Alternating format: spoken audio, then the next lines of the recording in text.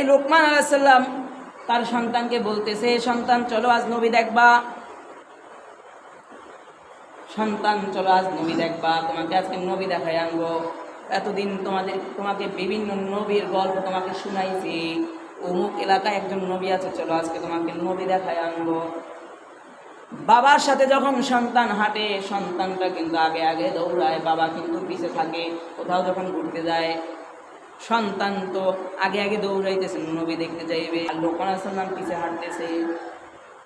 অনেক দূর সফর করার পরে লোকমান আলাইহিস সালাম বলতেছে, বাবা ওই দেখো সীমান্ত দেখা যায়, এই মরু বের হলে, এই মরুভূমি যখন পার হবো, ওখানেই নবী আছে, ওটাই নবীর গ্রাম, ওখানে গেলেই আমরা নবীকে পাবো। সন্তান আরো আনন্দ উল্লাসে দৌড়াইতেছে আর হাঁটতেছে, উপরের দিকে তাকায়া হাঁটতেছে।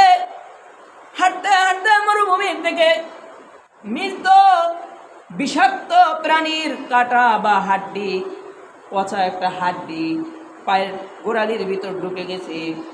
পায়ের গোড়ালির ভিতর ঢুকে যাওয়ার সাথে সাথে সন্তান দাঁড়ায় গেছে। লোকমান আলাইহিস সালাম দৌড়ে এসে সন্তানের পা থেকে বিষাক্ত কাটা বের করে দিল। এমন অবস্থা হয়েছে, সন্তান এখন আর হাঁটতে পারে না। সন্তানের এমন বয়স, বাবা তাকে কোলে নিয়ে এই মরুভূমির ভিতরে চলতে পারবে না।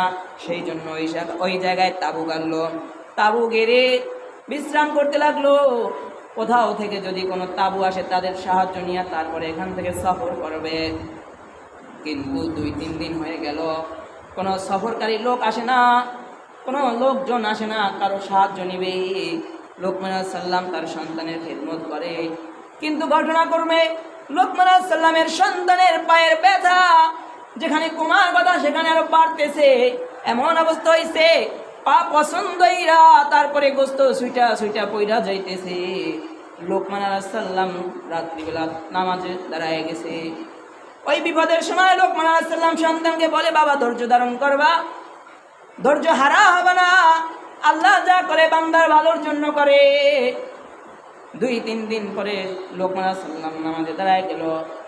নামাজে দাঁড়ায় দোয়ার সময় বলতেছে, আল্লাহ কেমন বিপদ দিলা, কেমন পরীক্ষা করলা, বাবা হয়ে সন্তানের এমন বিপদ আর সহ্য হয় না।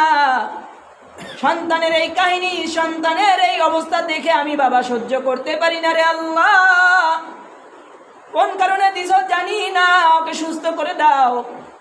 দোয়া কবুল হয়ে গেছে। তাঁবুর ভিতর নুরানি একজন লোক আসছে, তাঁবু আলোকিত হয়ে গেছে। তাঁবু আলোকিত হয়ে গেছে, এসে জিগায়, বেটা কি অবস্থা? পায়ের গোস্ত পয়সা পয়সা গোস্ত সুইটা যাইতেছে, অথচ সন্তান জবান দিয়া বলে, আলহামদুলিল্লাহ ভালো আছি, কোনো সমস্যা নাই। পায়ে কি হয়েছে? বলে, এই দেখেন একটু পায়ে আঘাত হয়েছে, পায়ে একটু যন্ত্রণা হয়েছে। বলে, আমাকে চিনো? বলে, না আমি আপনাকে চিনি না। বলে, আমি ফেরেশতাদের সর্দার জিবরাইল আলাইহিস সালাম। ভাবতে পারেন জিবরাইল আলাইহিস সালাম কি লোকমান আলাইহিস সালামের সন্তানের কাছেও যায়? জিবরাইল আলাইহিস সালাম ঈসা আলাইহিস সালামের মায়ের কাছেও গেছে, জিবরাইল আলাইহিস সালাম মুসা আলাইহিস সালামের মায়ের কাছেও গেছে।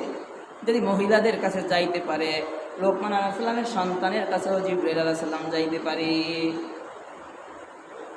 সন্তানকে যখন বলা হইল, আমি জিবরাইল, আমি ফেরেশতাদের সর্দার, সন্তান খুশি হয় বলে, আলহামদুলিল্লাহ নবী দেখতে যাইতেছিলাম, আর যিনি প্রত্যেক নবীকে নবুয়তি দিয়েছেন, নবীর শিক্ষক জিবরাইলকে দেখলাম, আলহামদুলিল্লাহ।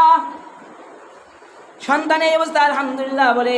জিবরাইল আলাইহিস সালাম বলে, তোমার পাওটাকে আমার কাছে একটু দিবা। জিবরাইল আলাইহিস সালাম তার হাত দ্বারা, তার নুরানি হাত দ্বারা যখন পাটায় স্পর্শ করলো, সাথে সাথে পা সুস্থ হয়ে গেল। এবার লোকমান আলাইহিস সালাম বলে, দেখ বাবা দেখ, বিপদ হয়েছে কিন্তু আল্লাহ নিয়ামত দিছে, জিবরাইলকে দেখছো, এই জন্য বিপদে ধৈর্য হারা হওয়া যায় না। এবার জিবরাইল আলাইহিস সালাম বলে, শুধু এতটুকু নিয়ামত আল্লাহ আপনাকে দেয় নাই, আল্লাহ আপনাকে শুধু এতটুকু নিয়ামত দেয় নাই, বলে আপনাকে আল্লাহ আরো নিয়ামত দিছে। কি নিয়ামত দিছে জানেন? বলে, আপনি যেইখানে সফর করতেছিলেন, যেই নবীকে দেখতে যাইতেছিলেন, ওই নবীর এলাকার মুমিনগুলা, ওই নবীর এলাকার মুসলমানগুলা নবীর সাথে বেয়াদবি করেছে, মুমিনগুলা বেঈমানি করেছে, বেঈমানি করার সাথে সাথে আল্লাহর আযাবের বৃষ্টি, পাথরের শিলা বৃষ্টি ওই এলাকায় বর্ষণ হয়েছে, আল্লাহর আযাব ওই এলাকায় নামছে। আপনার সন্তানকে বিপদ দিয়া আপনাদের বাপ বেটাকে আল্লাহ এখানে বসায় রাখছে। অমন শিলা বৃষ্টি আযাবের ভিতর আল্লাহ আপনাকে নেয় নাই, সেই জন্য এই বিপদ দিয়ে আল্লাহ আপনাকে এখানে বসায় রাখছে। অতএব আপনি ছেলে যদি সুস্থ থাকতো তাহলে তো আপনি নবীর দেশে চলে যাইতেন, আর আযাবের ভিতর পড়ে যাইতেন।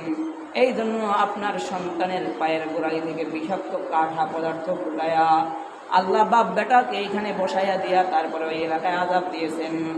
বরঞ্চ শুধু জিবরাইলকে দেখায় নাই, বরং আপনার আল্লাহ আপনাকে ওই আযাব থেকেও এই বিপদ দিয়ে রক্ষা করছে।